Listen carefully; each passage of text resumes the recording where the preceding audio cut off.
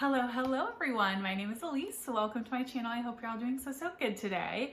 We're doing finally my wrap up for the month of December, way back in 2024, if you can remember. And I'm looking forward to talking about these books, not necessarily because they were the best books ever for me. I think December rating wise was the lowest rated month I had all of 2024, although there still are some things that I enjoyed here. I just didn't have anything that I absolutely loved and adored, which means you wouldn't have seen anything in my favorites list that already came out. I'm excited to fully close out 2024 and be fully in my 2025 reading. So I think my next video is hopefully going to be my goals and stats check-in video for 2024, and then we'll totally be wrapped up for that year, and I'm excited for that. So let's go ahead and dive into the books. We're talking about, you guessed it, 7 books, which tends to be the number that was just what I read in 2024. I think all but 2 months in 2024, I read 7 books, and the trend definitely continued. The first book that I read, I'll scoot over so I can kind of pop it up on the screen, was to try and get to one of my goals. And that's where a lot of this reading came from, was to try and finish my goals before the end of the year. And that is the third in the Peterson Secrets series. I think that's the name of it. This is The Messengers. It's by Margaret Peterson Haddix, and it's published by Catherine Teagan Books. This is a middle grade series, and because it's the third in the series, I'm not going to talk specifically about the plot of this one, but just to kind of set up the series as a whole, we follow 3 children who, in the first book, their mom kind of goes missing and disappears. They end up stumbling into an alternate reality, and you learn that this world has alternate realities. And in the one in which their mother has been taken, the government is kind of like a high control government, kind of like fascism. They control the masses through smell. So smells there can exhibit certain emotions, and that's kind of a little bit about that world. So they're thrust into this new reality, and they're trying to figure out where their mom went and get her back. I think this is a really well done middle grade series. I think it's complex, right? It's challenging in a way that I think is still really accessible for middle grade readers. And it is tackling some really interesting themes, which I really like. I don't like it when middle grade reading feels really dumbed down. I think kids, you know, they should be challenged in what they're reading, and it should be a little bit of a stretch to get them to start thinking about ideas. Now, like middle grade probably should, it kind of is directing them down a path of trying to decide what's right and wrong. And I think this book is really useful for that, of trying to understand the kind of like conception of your own morality in a way, that's a really good age to be just starting to grapple with some of those questions, right? So I think the writing is great. It's a middle grade series that I will definitely recommend to other friends who have kids as their kids start getting older. And I think of the middle grade series I have read, which are not a lot to be fair, this might be one of the best ones I've ever read. And I think the world is also just like fun and exciting, so a middle grade reader would be engaged. So that is The Messengers. Next up, we have a children's book. So there's a lot of younger reading for me this month, and that is Show Up and Vote. This is by Ani DeFranco, and it's published by Penguin. This is one of the books that I picked up at the Portland Book Festival this last year, and I'm actively trying to read through those books that I hauled. I am notoriously bad for reading the books that I pick up at the Portland Book Festival, and I'm determined to not make the same choices this year. So I read this one. It's very short. It's a children's novel. I'll open it to show you a little bit of the art. And I should say the illustrations are done by someone else. The art is done by Rochelle Baker. So there's kind of the first page, just so you can see.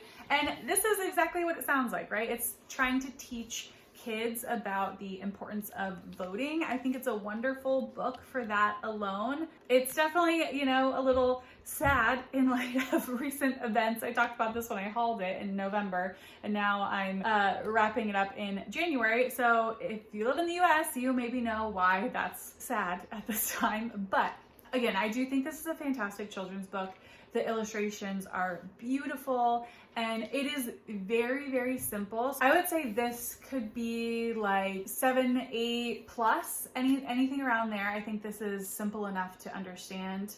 And it's about a mother trying to teach her daughter the importance of voting. So yeah, lovely, lovely book. That is Show Up and Vote. And then we headed over to a fave series of mine, and that is Cigarettes Until Tomorrow. This is an anthology done by Two Lanes Press, of which we know I collect them. I'm trying to read through the rest of my backlist so I'm up to date, and then I'll just read the 2 new ones that they come out with a year. This is a collection of Romanian poetry, and I really liked this one. This collection sort of centers around the theme, this is a broad theme of like life in the 21st century, and it does it really well. There's a lot of dark humor involved in this poetry. There were some poets that I liked more than others, but I would say on the whole, I think there's 8 in here, and 5 I would read from again. So that's a really great hit rate for me. I just really loved this one. This is maybe one of the favorites in the Calico series that I have read before and would definitely recommend. It's also a stunning, stunning cover. And I think I have now read all of the poetry ones. So I'm caught up on the poetry, trying to get caught up on the short stories. So that is Cigarettes Until Tomorrow. Thoroughly enjoyed for an anthology collection. And then we headed over to some nonfiction. This had been on my nightstand like almost all year. So I've been waiting to read it, and I finally got to it. And that is Some People Need Killing by Patricia Evangelista, a memoir of murder in my country. She is from the Philippines, and this came out from Random House. It was long-listed for the Women's Prize in Nonfiction in 2024, but not shortlisted, but I still really wanted to read this. This is one of the ones on that list that was most appealing to me. This is talking about political corruption in the Philippines, but there's also a lot, like it says memoir in the subtitle, there's a lot of autobiographical elements thrown into this. Our author is a journalist and was a journalist at the time that Duterte was elected, and she's talking about her experience doing media coverage at that time. But you sort of get a little bit like before, during, and after. You get a lot of information about the DDS, or the Duterte Death Squad, who were the group that was doing government-sanctioned killings across the country. And we're talking like thousands upon thousands upon thousands of people murdered by the government. So there are lots of atrocities going on in this. She sort of takes an approach where she like hones in on a specific citizen in the country, and then kind of builds out the story around them, and then we switch to a different person, builds out the story around them, and some people are connected, some are not. While I overall enjoyed this for the informative aspects of what was going on in the government, and I think it did a really good job of that, I didn't necessarily like the formatting of this. It felt a little bit piecemeal to me, and I felt because of that reason lost a little bit of the impact because we were hopping around so much. That is really a personal opinion, but yeah, it just wasn't my favorite formatting. But again, very informative if you're wanting to learn more about this time period in the Philippines, of which like the US has so much involvement in the Philippines that is really horrific in a lot of ways, and they hide the level of involvement that they have in the Philippines. This book doesn't necessarily get so much into that specifically. It talks about it a little bit, but I think if you live in the US, you should really be learning more about everything that's happened in the Philippines. So yeah, I think this is a good place to start if you're maybe new to that, because again, there's a lot of like personal narrative element that I think people can maybe more easily latch onto, but you do get a lot of history on the country. So that is Some People Need Killing. Thoroughly enjoyed it. Wasn't a perfect book for me, but thoroughly enjoyed it nonetheless. Okay, then, we go into another library book, and this was a 2024 release that I was highly anticipating, and that is The God of the Woods by Liz Moore. This one, I can't remember who it's published by, so I will put that up on the screen. And this got so much buzz last year. I think it also won the Goodreads Choice Awards for the thriller mystery category, and I'm definitely happy that it did. This was another good, not great for me. I really thoroughly enjoyed it, but I didn't absolutely love it. This one is a small town drama with 2 mystery plot lines underneath. I know lots of other people have said this, but I would say it's really a drama first. This book is totally about the character work, and then the mysteries I think come secondary, but you need to like character heavy books in order to really enjoy this. So we're following a huge cast of characters in this book, centering around summer camp, and at the very beginning of the novel we have one of the campers going missing. Nobody can find them. I can't remember her name. To add more mystery to them going missing, her brother many years ago also went missing. So those are the 2 mysteries that are unfolding. What happened to the brother however many years ago, and what happened to the sister in our present day timeline. You're getting POVs from the 1950s all the way through the 1970s. That's the time frame that we're dealing with, and it goes out of chronological order. I read this on audio, and I will say in the beginning it was definitely a little bit hard to keep track of the characters, and this is for a reason in particular that I actually think is such a smart decision on the author's part, but confusing on audio, is that multiple characters in here have either 2 names that they go by in the book, or they have the same name as another character in the book. Again, this is done really intentionally, and there's definitely a point to it. So we have Judith, or also Judy, who is a police officer investigating the present day crime. So the girl going missing. Now, she has 2 names because she is really at a crossroads in her life, and she's trying to formulate a new identity and break out on her own. So we get Judith, which is the name that her family calls her, and then we get Judy, which is what she goes by at work. So again, a really smart decision to kind of like show the fracture with her names as well. But on the audio, you don't know that until a little bit later on. So I was sort of confused in the beginning. And then we have 3 generations of men in the same family line that all have the same name. Again, this is really intentional because it's sort of meant to show these generational patterns that happen with the mirroring of the names, or maybe your family might call it generational curses, whatever word fits better for you. That's what she's showing, but again, confusing on audio because they all have the same fucking name. So while I would recommend the audio, I would definitely do a little bit of a character map if you're going to solely read it on audio. That's maybe my one caveat with this book. In terms of what I thought of this book, I think one, really well written, great character work.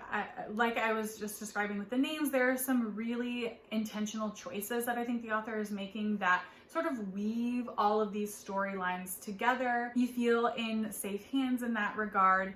The one thing that maybe let me down is I do think the mystery elements are maybe somewhat predictable. At least one is. I think one mystery element is somewhat predictable, and one is a little bit more unknown, and there's more tension surrounding it. And I also think there's a little bit of a emotional distance with the characters that I felt that prevented me from just like fully being immersed and loving it. Again, that might be a personal choice. I think people who don't mind an emotional distance from the characters might really love this book, because all the other elements of it I thought were great. So that is The God of the Woods by Liz Moore. Then we have another nonfiction book, so going back to nonfiction, and I finally finished Wanting. This is an essay collection that's edited by Margot Kahn and Kelly McMasters. It's published by Catapult in their kind of like nonfiction on writing subset. This is from a variety of different authors because it's an anthology, and this focuses on women writing about desire. This was a 5-star prediction for me. It was the last one that I needed to get through, which is why I was trying to squeeze it in December. And I am so sad to say that I was really disappointed in this anthology. It started off great. First kind of 3 or 4 stories I really loved. It's talking about desire in a wide myriad of forms. So desire for more time, the desire for freedom, really anything you can imagine. And I was loving that. And then it just started to go off the rails for me. And there were so many essays that I didn't like for one reason or another. Sometimes I didn't like the format, sometimes it felt super preachy, and I was getting really annoyed at all like the absolutisms that were getting thrown out. Sometimes the story just had like no arc at all, and I couldn't find a reason for it not having an arc. There was just a lot of things happening that I did not like, and because this is a 5-star prediction for me, and this seems like something that I should really love. Desire is one of the themes that I enjoy reading about the most, but it really just fell flat for me, and I will be unhauling it, which is definitely a sign that I didn't like it. It's hard for me to even like pitch who this might be good for, because again, it is an anthology, so it's a mixed bag, but I think it just comes down to like, I actually wouldn't really recommend this to anyone because I don't think it was edited well. I don't think the collection was put together well. I don't think they were selective enough in the process, and that's, yeah, a huge bummer for me, to have to say to all of you, but it is the truth. So that was Wanting. Sad. We're moving on from it. And then the last book of the year that I read was, again, trying to meet my goals, and trying to meet my goals at the end kind of screwed me because those were the books that I was most disappointed in, but I continued reading them because I really wanted to complete my goal, when typically I would have DNF'd. Like normally I would have DNF'd this, and I probably would have DNF'd the next book, which is the 4th in the Wayfarers series, or the Wayfarers Quartet, maybe I should say. And that is The Galaxy and the Ground Beneath by Becky Chambers. My editions are the Hodder editions, and I was disappointed in this. I did not like the 3rd one, which I think is actually a fairly popular opinion. And honestly, if I didn't have the goal to complete series this year, I would have just DNF'd the series at that point. But because I was already so invested and again needed to finish, if I wanted to meet that goal, I read the 4th one. And the 4th one is better than the 3rd, but overall still kind of disappointing to me. It just felt like more of the same now. I've seen it done 4 times in this series, and it wasn't giving me anything new or great to latch onto. And again, it's the 4th book, but they're companion novels, so it's not spoilery to tell you that this one follows a kind of like refueling station. Is that what it is? I'm gonna call it that for now. It's like a refueling station where you can dock your ship, get supplies, have a little bit of like time on the ground again, refuel, those types of things. So we're following a cast of characters who all dock at this refueling station, and there's an event, kind of like a disastrous event that happens nearby in the solar system, and they're all grounded at this station for a certain number of days. And a lot of them have reasons why they want to actively be off of the station because of something else that is happening in their lives. And what all of these books do, right, are there a strong sense of like found family, of trying to work against prejudices and trying to accept one another even when they have differences from you. And that is what these books do very well. This one also is great in that it uses new gender pronouns, the ze, they, their type of pronouns. And I do think that at the time that these were written, I can see why these were award-winning books. I think they were doing something really new at that time, especially in the sci-fi genre. And it has kind of like this cozy, kind of moralistic tone to it. But again, I think the first book, which I think is the best in the quartet, does it well. And I didn't need 4 books of it. I can see why if you just absolutely love that kind of like cozy sci-fi found family vibe, that you would want 4 books of that and would be happy with it. But for me, it just wasn't ever going to be something that I needed that much content for. That's my own fault, right? So I learned my lesson with that. So you take that for what it might mean for yourself in your own reading. But this one, it was just like, okay, I've seen it before. I think the first book did it the best of any of the books. And so then all of the rest ones kind of subsequently felt like a little bit of a disappointment, even though they are well written.